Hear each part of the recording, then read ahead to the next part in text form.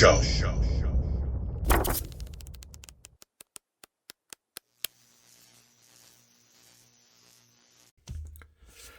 Hey, yo, brand new mic. Check this out. How fancy that is. Yeah. So, the screaming mic has been thrown away, and then the mic I have been using is kind of my backup. It's just a little too quiet, especially when I go on a stream. So, yeah, I got this one. It's fancy. It's wireless. Maybe neighbors can spy on me doing my nerdy comic book show. Yeah, doing a list. This was something one of the subscribers was asking me. It was like, "Hey, you should," or what are your like top 20 books that you're looking for? Because I kind of hint at it in different videos where I kind of have certain comics, sort of a list where I'm there are certain things that are on my radar that I'm looking for if I can get them for a good deal. And then there are like grail comics. There are comics that I want more than anything. And this list combines the two. So comics that are kind of in the wheelhouse I think I'll be able to grab, and some comics that I'll never be able to get. At least one that I will never own. I'm already resigned to that fact. Um, but yeah, I'm gonna put in pictures because I'm a fancy YouTube editor. Not bragging, just no. Actually, my editing skills are very very basic and pedestrian, but we'll do that. And yeah, at the end, if you want to stick around, I do have a crap packaging. Might as well open it, stick with the thing, and I got something really cool. Kind of a cool thing I think you guys will like, and another one where you get to hear me bellyache and cry like a little girl with a skinned knee because somebody sent me bad packaging again. All right, but yeah, to the list. So I'm gonna do a countdown, and I'm gonna do 10 this time, so 20 to 11, and then we'll do another edition where it's 10 to 1. And this one is there are a lot of books on this list, the 11 to 20 that are priced in a way that I can get those, and like I think I'll be able to get some of these this year. I've already knocked 4 off the list, and it's just April, which is crazy that I was able to knock 4 of my like big wants off the list. So some of these have just been recently added because I had some that were higher up that got knocked off. But anyway, start with number 20, and it's going to be right here ish. First cameo of Wolverine. I said it. Want to fight? Hulk 180. I have 181, which is the more desirable of the two. The first full appearance of Wolverine, but I would like to have both 180 and 181. You cover your bases that way. And it's a cool book. I mean, it's cool to have that thing where he appears in that last frame and stuff. But anyway, that's recent. That's a recent ad. Number 19 will be on this side, somewhere over here. This is Batman 181, the first appearance of Poison Ivy. Something I've been looking for a while. It's hard to find it complete. There's a centerfold that has a poster of Batman and Robin, and kids would pull this out and like hang it on their wall. And when it is complete, people tend to ask a lot of money for it, like a lot more than it's actually worth. Like if you look at fair market value. This is one of the books at C2E2 I'm gonna try to maybe see if I can run into. I'll see. I might be able to package it with another book and maybe get a good deal. But I think it'll be on like Sunday if I'm able to pull that off. We'll see. Stay tuned. I'm not going to spend a ton of money on this, but I would like it in a decent grade, even if it's raw. And yeah, then 18, Amazing Spider-Man 194, and we'll put that one over this way, and that's first Black Cat. These are kind of interchangeable. These two, I I think Black Cat is going to appear in maybe even the newest Spider-Man. And I've always liked Black Cat. I think between Black Cat and Mary Jane, I think I'm probably a Black Cat guy. I don't know what that says about me, but um, yeah, always been a big Felicia guy, and particularly when J. Scott Campbell draws her, I think she's awesome. Um, 17, uh, Betty and Me, number 16.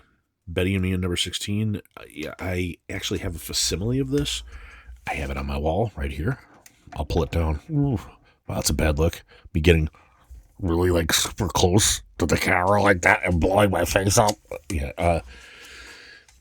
So instead of doing a picture of this one, why don't I just show you what the facsimile looks like? But this is an innuendo cover for an Archie comic, and it looks like this. And she's saying, and he's carrying her out of the water, and she's saying, Archie, did you have any trouble rescuing me? And I sure did, Betty. I had to beat off 3 other guys.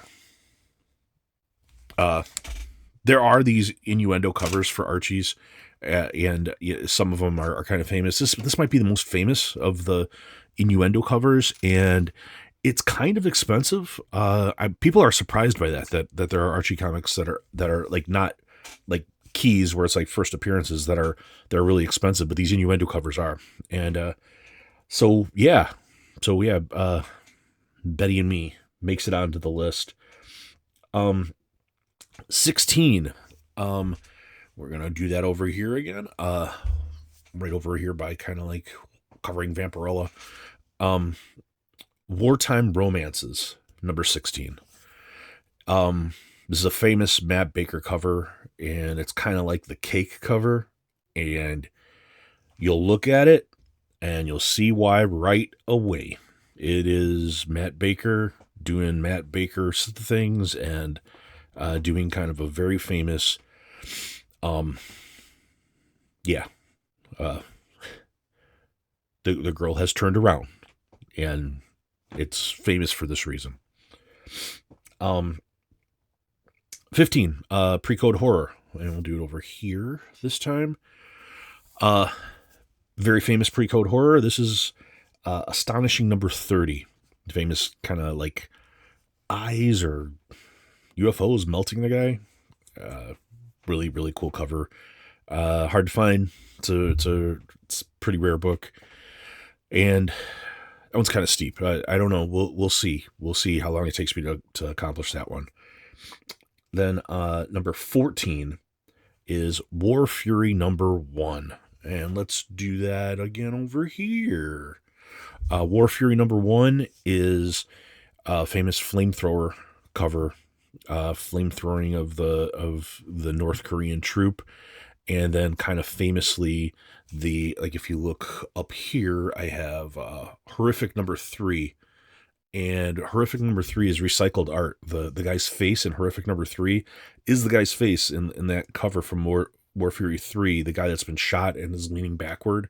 They just reused the face for that cover. Both of them are in demand, and very famous pre-code. One horror, one war. So yeah, that makes it on the list. Number 13. Blue Beetle number 54, the first version of Blue Beetle, the Golden Age Blue Beetle number 54. Again, let's do that right over here. Again, famous kind of like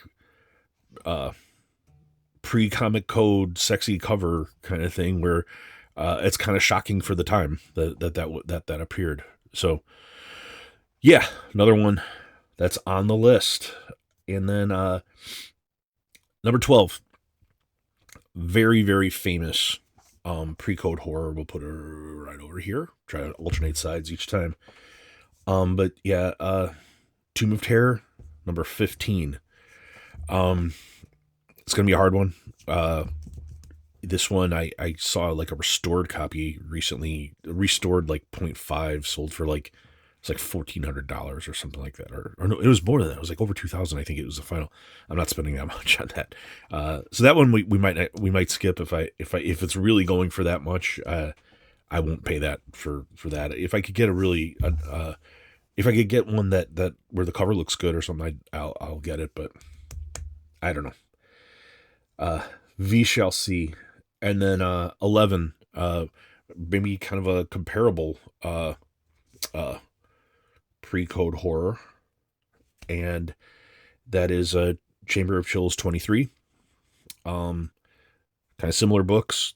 I think it's the same artist. I think these are both Johnny Craig. I don't remember. I will. If somebody wants to correct me, that's fine. I will look it up after this. I don't have the ability to look it up right now. Should have known before I did this. And yeah, that takes us to number 11. Those will be that's the 11 through 20 of what I'm looking for. I think I'll be able to knock a couple of those off this year. I don't know how many, but I think at least a couple of those I can do. The top 10, some of them are very expensive. Well, they're all a little bit hard to find, but we'll see what we can do with those. Anyway, that's it for that stuff. Look at the crap packaging. Look at this. They always do this. Do not bend, and then they put it in this cheap shit envelope. And then this is Rodan from California. Rodan. He didn't tape over the pull tab though. So I mean, he still taped this for some stupid reason in his dumb mind. He'll like. I don't know why, but he didn't tape over the pull tab at least, which is uncommon. Normally they do that because they think that that's better. But and then what did he do? Oh yeah, just shoved it in there with a couple backer boards. Dickhead. Anyway, yeah, this is something I've been wanting. Saw this. Matt Likes Comics showed this, and I think it's a really cool Lois Lane. This is not in the worst shape, despite the crap packaging. But it's Lois Lane number 54, and this is the first appearance of a character called Herco, who is in love with Lois Lane. And I know Matt has been lobbying for James Gunn to include Herco in the new DC universe. I don't know. I don't know how much pull Matt has with James Gunn. Maybe he'll sway him. I honestly don't know. But yeah, like I've been saying, I've been trying to pick up some of the when I can see them at a reasonable price, like on eBay. If I can find something where it's like, yeah, that's a good price for that. The lowest lanes that I think are funny are the ones I'm getting. But then I got this little do not bend number, and this I think is really cool. It's not a comic, obviously. I think. I'm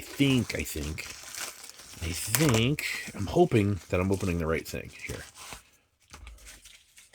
Oh no, it's not the right thing. Doggone it. This is something different. I thought it was a card that I had ordered. These are Tijuana Bibles. And if you saw the other episode, I've been trying to pick up Tijuana Bibles when I can.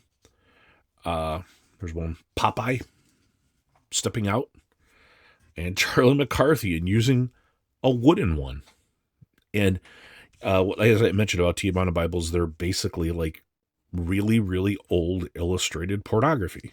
They're like stuff that you don't think your grandparents and great-grandparents were looking at, but it turns out. Yeah, so, I mean, I can show... Oh, no, I can't show you that. I can't even show you the first page, because Charlie McCarthy has his dong out. His puppet dong. And then Popeye in stepping out. I can show you the first page. But, yeah, Popeye and Wimpy, and she's already grabbing. She's grabbing Wimpy in his penile region. So yeah, can't show you any more of those. Do an unboxing here coming up, I think, and I think It's just packaged differently. The card that I wanted to show, Mark Spears card, that'd be cool. Yeah, that's all I have for this one. Going to C2E2 this week. If you are going to C2E2, drop a comment. So far, Eric from SideQuest and Johnny's Comic Stuff are both going to meet up with both those guys. Be cool to see other YouTubers, or even if you just like someone watches the channel and you just see baldy beardy Chonko walking around. I mean, I'm gonna have like a GoPro. I'm gonna be that nerd. Like, I'm already this nerd, and I'm gonna be that nerd as well, waiting in lines with a bunch of nerds who are unaware that they smell bad and in their Hulk t-shirts and shit. But yeah, I'll be doing that. And try to get some cool stuff signed and drop some stuff off at the CGC booth, and I'm supposed to be able to get that back by the end of the show, so that'll be kind of cool. And meet up with just kind of YouTube people I know, or that I know through this, and get to know them in real life as people. And the hobbits are supposed to be there from Lord of the Rings, so maybe get some pictures with hobbits. Anyway, that's it for now. Hope your weekend's going well. I hope you're doing well. I hope all the people in your life are doing well. And that's it for now. Oh yeah, subscribe. If you're not subscribed, please subscribe. You know the thing. Subscribe, like, and comment if you are subscribed. I'm always happy to hear from everybody, and I always respond to my comments. And I forgot who gave me the list suggestion. Shout yourself out in the comments. I want to remember. I looked. I couldn't find it. That's it for now.